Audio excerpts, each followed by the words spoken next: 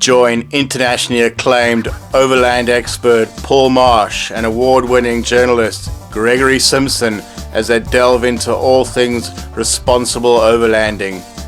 From choosing the right vehicle, getting yourself prepared, getting your vehicle prepared, safety tips, and much, much more. Only on Responsible Overlanding. So for me it's about a dream, and what I do is provide an end-to-end solution for people, sort of from concept to completion, and there's a whole story in the middle, and it's that story we want to share with you. We want to share what the thought process is, how you go about looking at going on an expedition in your own four-wheel drive. And I've chosen to build my vehicles in Cape Town. I lived in England 18 years, Australia for a couple of years, but I'm passionate about Africa, and it has an amazing place. And of course South Africa, we develop and build a lot of products. They're well tested and people love going into Africa. So people come to me with a dream, and the dream starts out with an idea of taking time out in their careers, before they have kids. Maybe people have retired, people actually of all walks of life and all ages have come to me. Some with children, some without children, some quite young children, you wouldn't believe. And it's just a great opportunity for me to build a relationship with the people. That's critical, because there's a lot of trust involved. There's a lot of getting to know one another. And for me, I need to understand, what do you want out of your vehicle? What do you want out of your dream? Because there's a lot of information out there, and I've often found that people come to me quite confused. They've done heaps of research, and the challenge is they sit quite confused with, what do I do and how do I start this process? So I do believe it is actually a process, but it's a process where we form a team, and if it's a couple, I include both, because it's important that both people are involved in the process.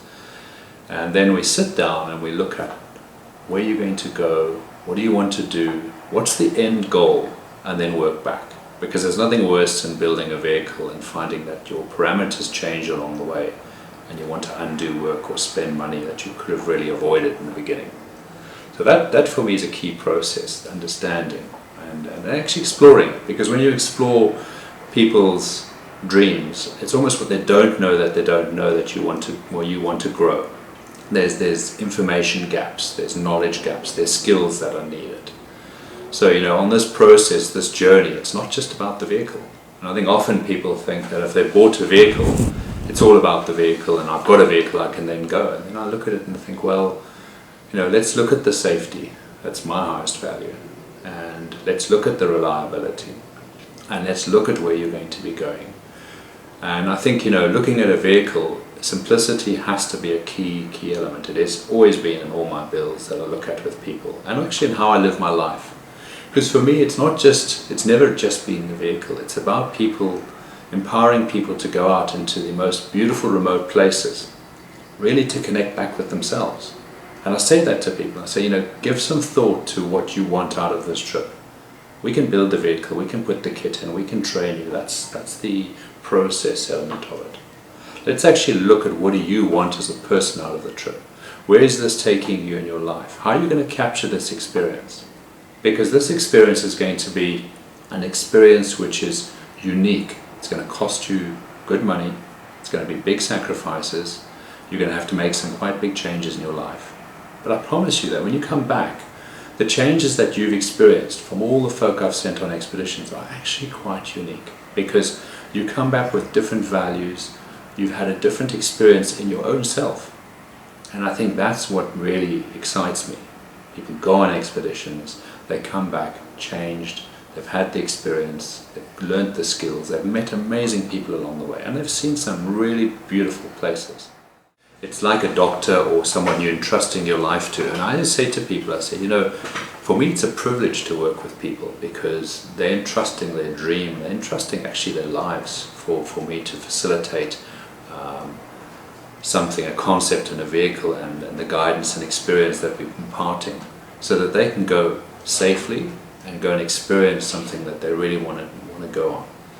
And I think it's sad for me when I see people get in cars, and quite often it's higher vehicles where they don't have the knowledge, they don't have the experience. And sometimes that tarnishes the opportunity for them to really enjoy this experience. And that's sad because you need to really take it on your own responsibility to go, I'm going into some remote areas, I'm going to go into some places I've never driven before. What do I need to know? And that's where I feel it's important for me to identify those knowledge gaps and then help people plug them. And everyone has got good experience in some form of what they do in their life. See how applicable that is into your expedition. You might be a project manager and you might find that you're actually really good at organizing, and detail is really important. So plug that value into expedition and understand how you can use that strength. And also identify what aren't your strengths. What are your weaknesses? Because when you can identify honestly with that, you can absolutely be more real with how you prepare yourself. It's no point going along in ignorance and bliss and going, you know what, I think I can just do this and it's fine. I'll just wing it. We've all done it, and quite often we've paid the price. So I'm really a great advocate of if I'm going to engage with a couple in the journey of building a vehicle for them and preparing them, it does include training, because I believe training is critical. So every aspect of overland travel I want to cover in my training with clients, so that they go away feeling absolutely confident in what they're going to do. They can get in their car and drive and experience what they're going to experience. And that dynamic between the husband and wife, how do you maximize that sort of potential? That's interesting. That's very interesting. That can be, I think initially it can be daunting for people, to be honest. I think many people have never actually experienced a 24/7 in each other's space in a very, very confined area. So it is about discussing the difficult questions, and maybe me asking some difficult questions that they have to answer. And it really is about what are we actually going to do when it all goes wrong, because that's often when the pressure sets in. Excuse me. Things are all blissful and nothing's a problem until something goes wrong, and then that's when it can be really difficult between couples. So we talk about the dynamics, maybe their concerns, and I ask people, what are your concerns? What are your worries? What are your fears? Both, because you wouldn't believe, one person drives the dream and the other one's following. So I really encourage them both to be a part of the dream, be a part of the experience, and equally share in what needs to be done. So there's a fair bit of, personal interaction, which I find really interesting, and I enjoy people interactions and I think that's very important. And by answering those difficult questions, you find you remove a lot of the obstacles that were there, like just a simple one. How do I go to the loo in the bush? I mean, you think it seems to be the biggest question like, in overlanding. Man, overlanding is like, geez. And for a lot of us, we'll go, well, actually, it's a unique experience. You get to have nature at its best, and you're at your best too. So enjoy it. But it's there's a lot of other things that people would concern themselves about. So it is important to address those. And I think when you've removed those obstacles, you really get to a point where people actually relax into the experience. And I think a lot of the training that I like to include is scenario based. What if? And we talk about it, and sometimes we have to really get involved in that. What if we have an accident? Let's talk about it, because then when it happens, the stress is removed. You've got a plan in place, you've formulated thoughts, it becomes automatic. And remove the fears that people often have about, oh my God, borders are the worst thing out. I love borders, but it's those sort of blocks that people have, because often it's lack of experience, which is real. And the other thing is that people find if they haven't done it, then it's fear-based. So, if you can come from experience and go, you know what, that's not fearful, let me tell you why, and let's talk it through, and let's prepare you so that when you do come to have that experience, you draw back on that knowledge. What would you say the top 2 or 3 misconceptions of newbies coming into the overlanding game? With vehicles, or with vehicles and the experience and some of the challenges? I think people come into the game where they've got the idea and maybe the dream, the idea of like, I'm going to do this, but without actually understanding that you need to put a lot of preparation in. You know, it's easy to look at what someone's doing and think, oh, that's easy. You know, I'm jumping a car and I'm going to drive off. And I think often the biggest thing I find is that people need to actually spend more time preparing themselves. And that's the biggest misconception, is, you know, not understanding the enormity of what can go wrong. Jumping in a car and expecting knowledge and thinking this is easy and I can just head off. Whereas if you did have an incident and you're not prepared. So I think it's for me, I often use a phrase, it's what you don't know that you don't know. And it sort of hits people and they look and they think, well, and then it kind of sits down and you gel in and you talk about some of the concepts. And for me, the picture of painting the whole picture, the process, and then you'll see people actually click and go, right, I didn't know that. And now I see the value in knowing that, because now that's going to give me more confidence. So yeah. Presumably you've had clients that come down the line that done an expedition and said, thank you very much, Paul, for exposing me to that before the trip, because I was able to deal with that situation.